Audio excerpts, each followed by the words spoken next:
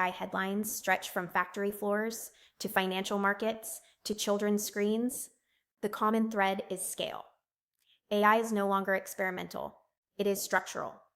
First, Samsung has announced a strategy to transition its global manufacturing operations into AI-driven factories by 2030. The company plans to embed AI across production lines to improve yield prediction, equipment maintenance, and overall efficiency.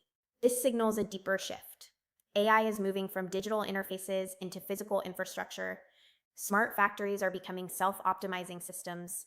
The question is no longer whether AI will reshape manufacturing, but is how quickly entire supply chains will adapt. Next, economists and business leaders are reacting to what some are calling a potential AI-driven recession scenario. A new report has sparked debate about whether rapid automation and productivity shocks could destabilize labor markets and financial systems. Some see a coming boom in efficiency, others warn of displacement, inequality, and market volatility.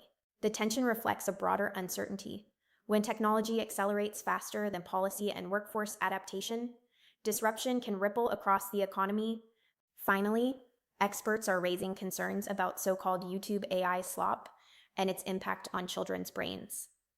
The warning focuses on algorithmically generated, low-quality content designed to maximize engagement rather than learning. Researchers caution that constant exposure to hyperstimulating, AI-generated videos may affect attention spans and cognitive development in young viewers. This is a reminder that AI influence is not limited to enterprise or finance. It is shaping how the next generation consumes information. Together, these stories show AI expanding in three directions at once: industrial transformation, economic uncertainty, and cultural influence. The challenge is not stopping progress. It is guiding it responsibly.